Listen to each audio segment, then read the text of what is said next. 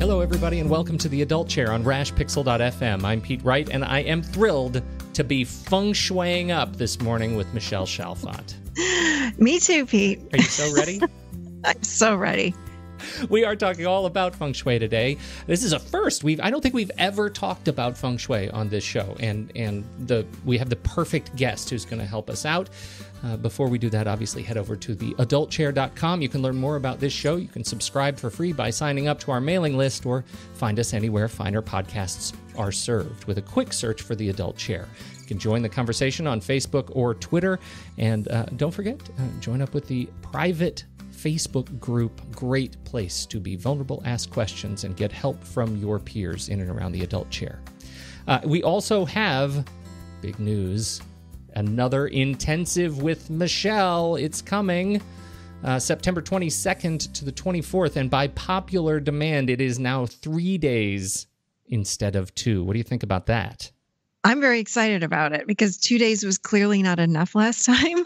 Everybody said, please, we need at least 3 days, So I'm going to attempt to get all of this work done in 3 days, but I think it's going to be perfect. 3 days is perfect. And I'm very, very, very excited about it. We're going to do a lot more processing. And yes, you will learn all about the inner child, the adolescent, which is the ego, and of course your adult, and learn how do you sit in that adult chair and how those other parts of us really engage with us all day long. So it's really, really, really such an incredibly powerful 3 days. So please, please come join us. People are already signing up. So come join us. Absolutely. It's at the Scarlett Bennett Center again, very close to Vanderbilt University in Nashville. Friday 2 to 9, dinner included. Saturday 9 to 4, and Sunday 9 to 3, lunch included both days. And if you're coming from out of town, they do have dorm-style lodging. How fun is that? Yeah. And actually I've seen them. Like, they're clean. It looks like a college dorm room. They're clean, their bathrooms attached. So they're very nice. I liked them. I would stay there. Or you can stay in a hotel that's nearby and walk. I mean, lots of opportunities. Yeah. Lots of opportunities. Head over to michellechalfant.com. You can find out more about that. And there are links to the facilities as well as registration. Facilities. I don't mean bathrooms. Facility. The facility.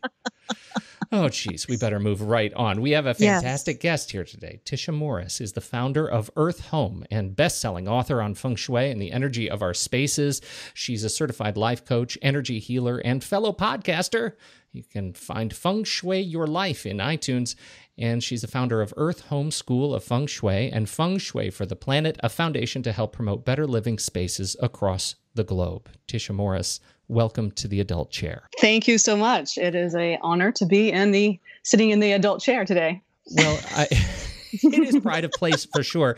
I have enormous anxiety around this conversation because I feel like I'm one of those people that I probably read a For Dummies book on Feng Shui, and all I remember is I'm not doing it right. Well, let me take a moment and remote view your space. Oh, dear. I just saw Snowden, and now my anxiety is overwhelming. Thanks for that, too. Where would you like to start today, Michelle? You have an interesting angle on this. You want to set up our conversation? I do. I'm thrilled to have you here today, Tisha. Let me just say, one of the things that we do in the adult chair is we are very mindful of our energy, and when we are in our adult, we are connecting into that higher self, into the highest, healthiest part of who we are. And we're really grounded when we're doing that. And then we engage with the world from that perspective. And it's hard to maintain and hold that perspective and stay in present moment and stay really aware and respond versus reaction, all of these beautiful things. And the reason that I had wanted to have you on is because I feel like our environment plays such a role in our emotional balance. What exactly is Feng Shui? And then how can it help us with our emotional stability, our emotional balance, and maybe even our emotional healing? I love all those questions. I'm still trying to figure out what Feng Shui is myself. It is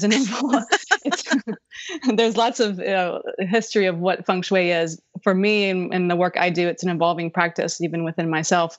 I am actually sitting in my parents' home, decluttering their house, for major transition as my dad goes to assisted living. So I'm in a unique position of really having sitting in my child seat, literally in my room I grew up in, making very adult decisions. So it's such a literal metaphor for exactly what you're saying in your questions. And this all plays out in our normal homes as well. Everything in our home is a reflection or a mirror for ourselves in some way. And so the more I do with Feng Shui, the more I see our shadows playing out in our homes, and our the shadow sides, from whether it's our child self or the shadow sides that we haven't completely integrated, or that we've ignored, or that we've closed off in a closet or in a drawer and don't want to look at.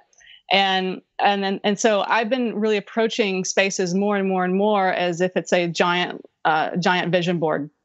And so having everything in your home, like it was displayed on a vision board of who you are and what you want to be, and having everything in your home mirror that. So that's a lot of the concepts I've been playing with right now with regards to Feng Shui and my work. Now there's so much more to Feng Shui than that. There's all kinds of aspects to it. And it's just a huge body of work. It's an art and science. It originated from China, and then Feng Shui translates to wind, water, and it really started with the land first. And the land that you live on is still very important as to the energy. The land it kind of trickles up, so to speak. And so it starts with cities, neighborhoods, your own block that you live on, your own lot, and then it trickles up into your own home. And then next thing you know, you have clutter. So there we go. Now that's a word I'm familiar with. You're right. Yeah. So yeah, it's a big body of work and so many aspects to it, and it really keeps me on my toes, and I love it. It's interesting that you start with this concept around kind of painting a picture of who you want to be in the world and connect that back to space. That's not how I've been introduced to Feng Shui in the past. Which is usually this relationship to how energy flows in the space itself. How did you come to this sort of pivoting and turning it into who you are in the world first? Yeah, so Feng Shui, there's the Earth's energy is very important. So I don't want to downplay the importance of the Earth's energy and the sun directions and all that.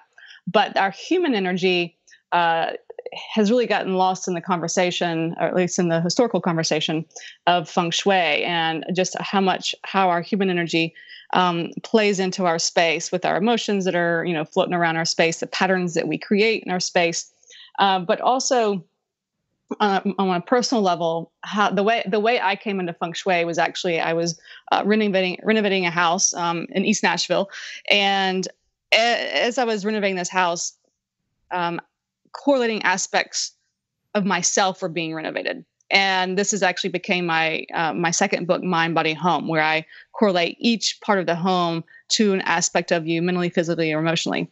For example, the plumbing representing emotions, the electrical system representing your nervous system. And I was seeing firsthand experiences of how interrelated our energy is with our home. And so, it's, historically the house has been, likened to the self, in many ways. It's very Jungian, psychology, and shows up in our dream symbols as well. Well, you can take this concept further, and you can take it to every item you have in your home.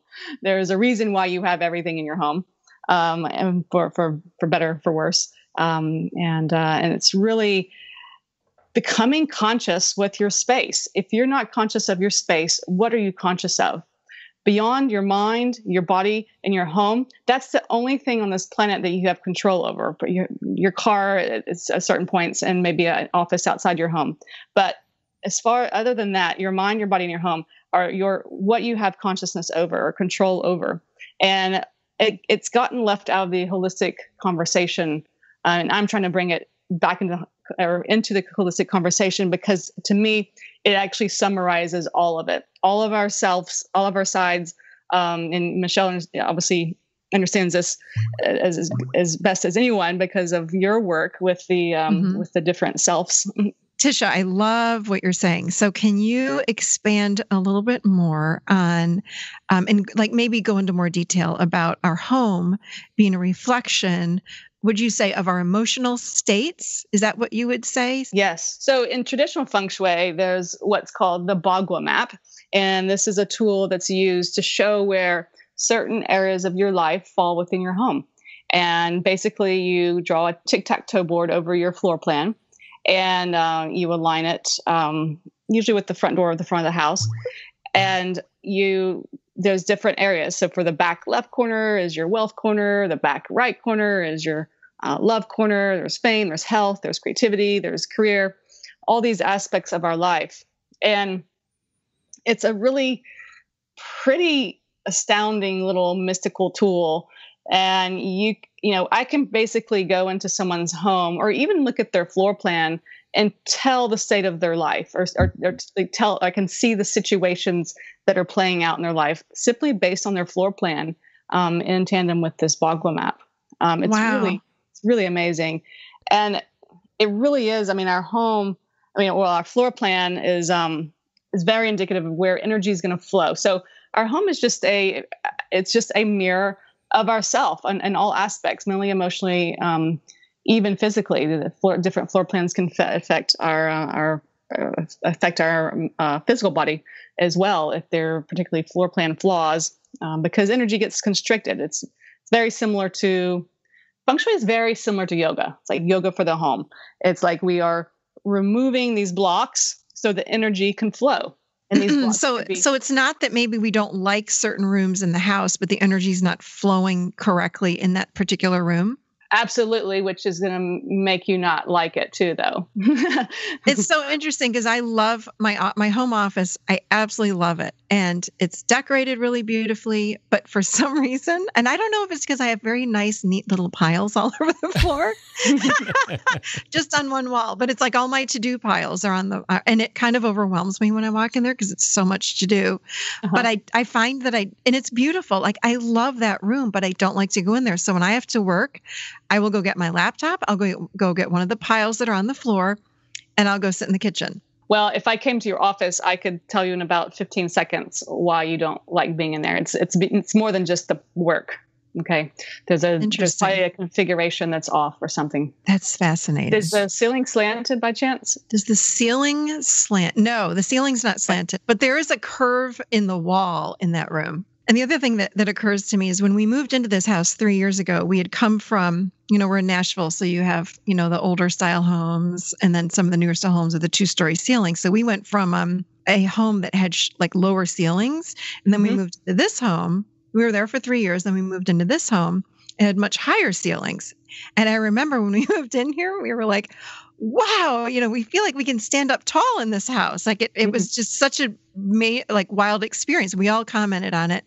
And within 24 hours of living in this house, every sort of plumbing issue occurred. And I kept saying, I think our energy is blowing. It was like, I started crying after a week because it was like every single 24 hours after moving in, we had internal leaking in the walls that was coming down from the attic down into the basement. We had to have walls taken. It was like, then the refrigerator went out 3 days later and it was leaking all over the floor. Then the dishwasher leaked all over the floor. Oh, wow. 5 days later, I went out and checked the pool plumbing and the water was shooting up from, I didn't know anything about a pool, but like the plumbing area, water blew a gasket and shooting straight up in the air. And I'm like, what the hell is happening with all this water? There's obviously a message here, but what would you say about something like that? People were like, what the hell's going on in your house? This is crazy. It was crazy what was happening. Yeah, it's instances like that where you cannot deny there's something at play. Oh yeah. Energetic. No doubt about it. Plumbing always represents emotions, and so leaks or springing leaks, or it's a combination, or it could be a combination of usually it's repressed emotions or emotions needing to be released. They're also homes kind of have their own soul as well, and so there might be some old grief from the previous owners with the house, and y'all's energy maybe had triggered it. But there's always a vibrational match to where one lives in their home. Like it's never by accident of you always have to be a vibrational match to something, even if it's like a ghost or something. There's always a reason. It's not that you're unlucky or anything there. So you know what I'm saying? Right. I knew it. I'm like, we're causing this somehow. But it's interesting that you say that. Maybe there's grief in the house. There have been 5 previous owners to us, and there were a lot. I'm noticing like under the sinks and stuff, there were leaks. This is not, we were not the first people. So maybe that triggered something else, but we were so excited to be in the house compared to where we lived before. Maybe we also were too excited or something. I don't know. Maybe you're like, because y'all being more in touch with your emotions allowed it to finally come out. Finally allowed the house to be emotional. Yes, it was. I called the previous owners and I was so angry. I'm like, what the hell did you sell us? And I was mad at them. They're like, we never had any leaks, I swear. I'm like, ah. Anyway, can you talk to us a little bit about, because I think it seems to me that people either have clutter or they don't. They're either like, OCD or there are people like we're not, maybe you can go into hoarding too, but I'm just talking about clutter. Like, talk to us about what is clutter? What does it mean? How do we decrease the clutter in our house? Like, tell us a little bit about that. Absolutely. My next book is called Clutter Intervention, and it comes out in February. And so I just finished the last round of edits on the book. So I'm very, very familiar with this topic. So it's interesting. I like how you said that there's like kind of 2 groups of people, the clutter bugs and the neat freaks. But here's the thing in my approach to clutter, even the neat freaks have clutter issues. Because to me, it's not about the amount or the quantity. It's about the quality of you could have a perfectly neat home, even to the point of obsessive compulsive, but all it takes is one item from your past stuck in a drawer that is blocking your relationships or money or whatever in your life that you're not in line that you want to be, that you're not aligned with. Hold on a second. You're saying one item and you're giving me anxiety now. You have to check all your drawers. Wait a minute, because I have now 2 junk drawers and not just one. Because I cannot throw these stupid coupons away that I will probably never use. And I look at them and I go, okay, I might get my carpets cleaned someday. So I need to save, like, I have such a hard time. So I'm really embarrassed because I'm afraid I'm going to get shamed, Pete. Feng shame.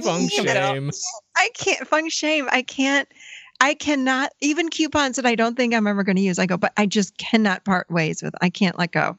Okay. That is a certain category of person I have in my book, but do you hear that, Michelle? She's already written about you. I'm in a category, Pete. You have your own category. But what I mean by so that's not like a 911. What would be a 911? Let's say it's someone who is single and really has been wanting to attract a relationship. Okay. All it takes is a love letter from a past love stuck in their nightstand. That's what I'm talking about. Like something that has a lot of energy to it. That is clutter.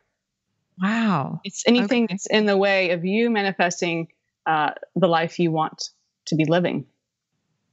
So junk drawers are okay if they're just old coupons? It's your other junk drawer that's full of old love letters. Yeah. I do have one little box of old boyfriend, love letters from when I was in high school in the basement, but maybe, I'm in trouble. She just made a sound. I know. I was like, there's judgment there. I felt that.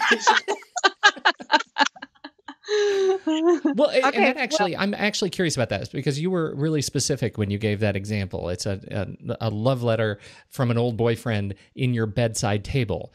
How does the relationship to space, if we go back to you said the Bagua Map, how do those things relate?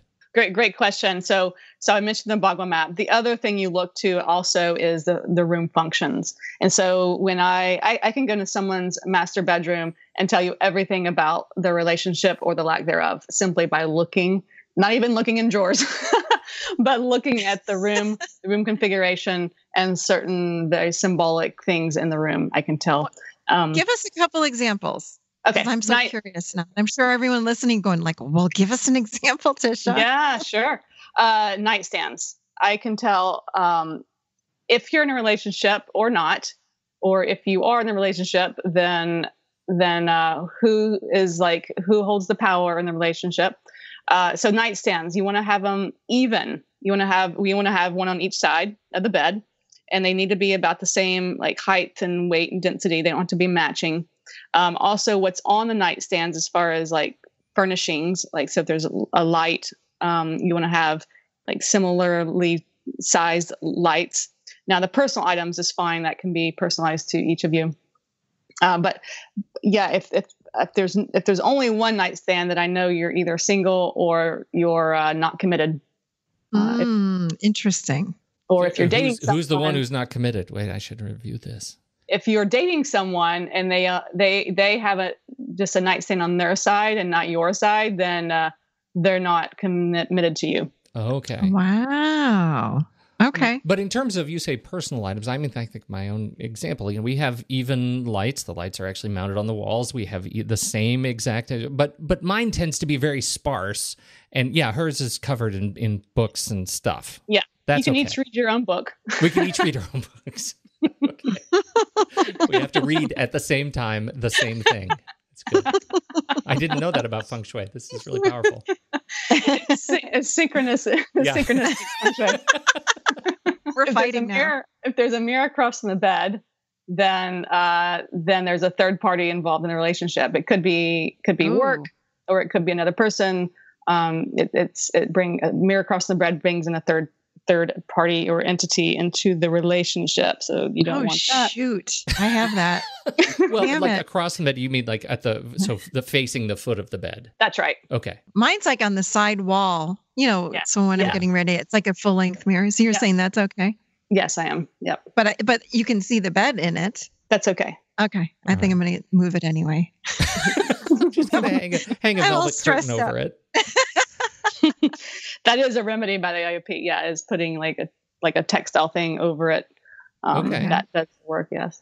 Can I ask a question about dual use spaces in this case? Because we have a lot of examples of people who are entrepreneurs and they're starting their own business, and so they have this corner of their bedroom is sort of this is where the desk is. We also have our workspace, our home office is kind of in the bed. In that context, how do you make that work, or is there a way to make that work? Absolutely. Great question. Again, it's just like I said, I can tell the state of relationship by looking at the master bedroom. I can tell the state of someone's business by looking at their home office or their office. Mm-hmm.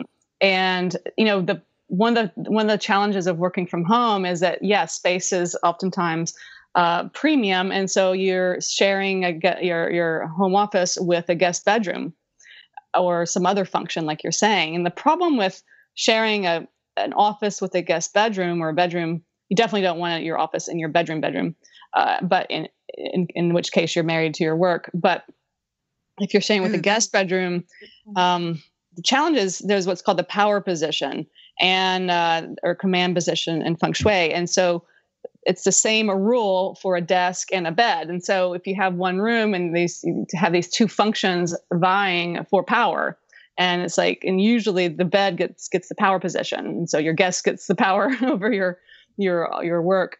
So it can be tricky. So that's where office arrangement comes into play, and trying to get your desk in the power position is really, really important and can really make a huge difference in your work immediately. I mean, like I had one of my students, her husband had an upstairs attic office, and his desk was facing the wall, and she changed it reluctantly to what I said. And he had been out of work for months, and literally within the next few days, he had calls and job offers for the first time since being out of work. So it's pretty amazing. So are these ideas that you're giving us, I'm thinking a lot more of them in your books? Yes. Mind Body Home was a book that I wrote, and it has all the associations with our, I was talking about with the mental, emotional, physical aspects with the house. But the first half of the book is pretty much everything I know about Feng Shui and energy in our space, or how energy works in our spaces. And so everything we've talked about is in there, except for the 5 elements. I saved that for my next book, Decorating the 5 Elements of Feng Shui. And that's the most recent book that I wrote. So between those two, it's pretty much covers most of Feng Shui. Yeah. Awesome. In case people can't hire you to come to their house, I'm thinking, well, they're going to want to know Absolutely. how do they help? Yeah, I'm all about people, I mean, to me, Feng Shui is a lifestyle. It's not like a one-time have a professional come in. And it's great to have a professional eye, but this is stuff I teach people to do it's an ongoing practice, because our home, like I said, reflects our life and our life situation. And, this year relationships might be a hot topic for you, whereas next year work is really up for you. And so it's similar, like I was using the metaphor of a vision board, your home being this like vision board. And it's impossible to, what people say, Feng Shui my home. It's impossible to Feng Shui your home in like one session or one person coming over for a few hours to Feng Shui my home. It's not like that. It's an ongoing practice. I really like the way you talk about that, because that's part of my own Feng Shui anxiety, which is that I take little steps and think that this is that there's a destination, that I'm going to change my home. But what I'm hearing you say, particularly as I look at at some of these tools, that I'm totally distracted right now by trying to draw my own floor plan on top of a Bagua Map. You should know that the functions of each space, as the functions of each space evolve, and the kids come and they grow and then they leave. How your house changes. That there's a lot more flexibility and sort of, for lack of a better word, forgiveness. Yes. In the process. Yeah, I mean the phrase, the quote, life is a journey and not a destination. That's how our house is as well. It will never be perfect. Even you build your dream home, and it's never going to be perfect because we're not perfect. And so we've been having fun with this, the Feng Shui, the Feng Shame, and that is actually like the worst thing that one can have, because if you're feeling shameful about your house, you're feeling shameful about yourself. Loving your house, even when it's not perfect, and even if it is cluttered, is really a lot of what my message is. And the more you love yourself, the more you love your home, the more you're going to want to take care of it and do nice things for it and get rid of the clutter and stuff. So it really is it's an ongoing journey. What about kids' rooms? Like, a lot of people say, oh yeah, if your kid's room is messy, just go ahead and close the door. But if there's clutter or really a lot of messiness in a kid's room and you close the door, is that okay? Or is it really the best idea to have, the rooms kind of neat and clean and decluttered? Well, I think when it comes to kids, there's a huge variation depending on age of, when they're too young to do anything, right. to teenagers. Yeah. I'm talking like middle school, teenage, 12 and up kind of thing. Yeah. I find teenagers are the ultimate anti-feng shuiers. So true. Unless they're having some major problems, then I kind of let them, as far as my clients, I don't have kids myself. I might change the stance when I get there. But I kind of let them do what they want to do, because the adolescent years is all about exploration and a little bit of rebellion. And so I find that comes out through their space. And, unless it's like a huge problem, and I'm sure you can reach a level of like uncleanliness and just, being human. Yeah. Right. But as far as the Feng Shui rules or whatever, I kind of let it go with them. And like I said, unless they're having some issues at school, and actually the way I've seen that come out of, I've had a client's adolescent girl who was having some major self-esteem, image issues. And, in the bathroom, there was all these, cutouts of like really skinny celebrities and, stuff like that, where you can see the being reflected back to her of what she thinks she should be in the world. And, so, where I most help with adolescents is more not in the traditional Feng Shui, and more just seeing the space as a reflection and what's really going on with them. I like that sounds beautiful to me. That's so true, because they're exploring, they're learning, they're exploring. I had one teenager that would make his bed, and the other one, it was like a disaster zone in there, but interesting, because you just don't know. You know what I mean? And then the one that was a slob became really neat all of a sudden. And you're right. They change. So what about like physical ailments? Do you find that, if the house is feng shuied appropriately, do you see people with maybe physical ailments that even change, or does that not relate?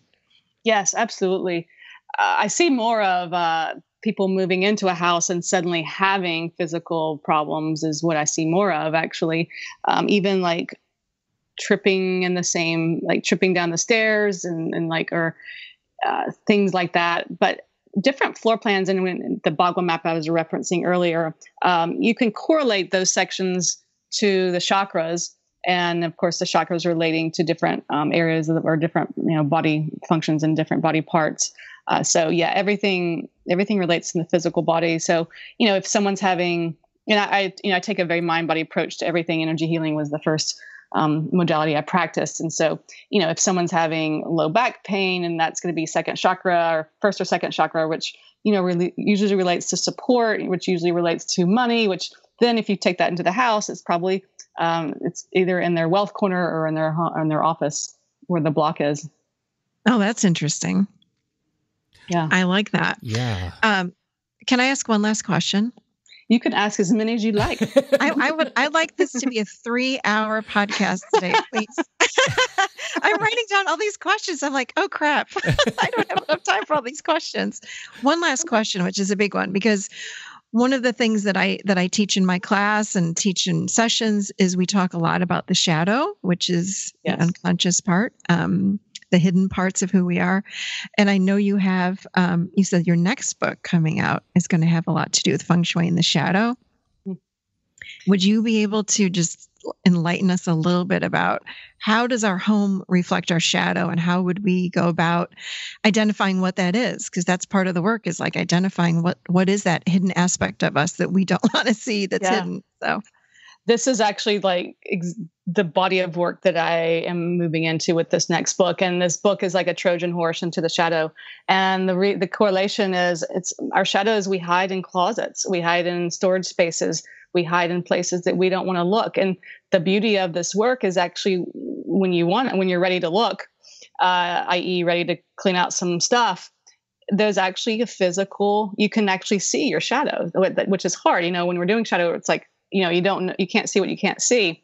But when you actually start to look in these places, you can actually find physical items that represent that. So I'll give you a personal example. So I was married many years ago, or divorced many years ago, and went through that whole process of clearing out all of that stuff many, many, many years ago. Well, last year my mom passed away, so I had to spend a lot more time in the family home than normal, and cleaned out, the quote, my closet of stuff. And I came across a box of china from there was a wedding gift. And I was flabbergasted that was still there. And not only was it still there, the note cards from the gift givers were actually still in the box with the glasses. Like they had never been used. And I was just like, how could this still be here? Like I've been through so much purging of that person, not to mention many, many since then. And as I started like really looking at it and really getting to the heart of, so I have done so much clearing out. And so the fact that box was still there told me that there's still something here to release. Wow. And so the question was, what was it? Because it wasn't the person that was gone. It was actually my identity around being married in a traditional way. Wow. And so there was still just a little piece of identity still left. Of course, it was still my parents' house, right? Not my house, but my parents' house, where the identity was kind of stuck in. Mm-hmm. And so it gave me a real chance to, that last piece of identity that was still hanging around. So that's a really good example. Love that. I can't wait. And when your book comes out, the next one on the shadow, please, will you come back and enlighten us a little bit more on Absolutely. that? Because I think that would be a phenomenal conversation, because that we could talk about just for an hour. The shadow work. Yeah, that's wonderful. Yes. It goes on and on. As we get to wrapping up, we've talked about lots of examples. I've heard so much about just the importance of the place that you use to enter your home in the context of Feng Shui. As we wrap up, I wonder if you could give folks just one thing to think about when they look at their front door or their primary entrance that they could change today, that might give them a renewed sense of their own, a renewed sense of love of their own home. Yeah, the front door is the primary mouth of qi. It's the primary way energy comes into your home. It's the primary way opportunities come into your life. So make opportunities welcomed. Attract them in the door. So welcome mat. Make sure your doorbell works, or your knocker is on the door. Make sure the door opens. Make sure you use the door regularly instead of your back door. Maybe a wind chime, some fresh flowers as opposed to old dead weeds or cobwebs. Invite the energy in. Now, what if we don't like our front door? Because my husband and I have never liked our front door. I think I might have to invest in a new front door. This is a good reason. Give it a fresh coat of paint or stain, if it's whichever one it is, and or you get a new front door. Yeah, I always tell people, if you're going to splurge anywhere in your house, it should be your front door. So yeah, we actually have a literal blockage. Like, our front door swells so much in the heat of summer that sometimes it just doesn't work, and that feels like something I maybe should put some thought to.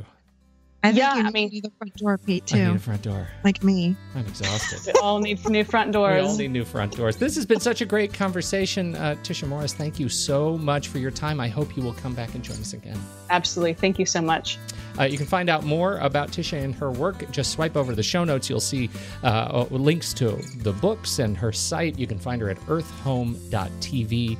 And more in the show notes. Thank you, Tisha. Thank you, Michelle. On behalf of Michelle and Tisha, I'm Pete Wright, and we'll catch you next time right here, seated firmly and feng shui-ly in the adult chair.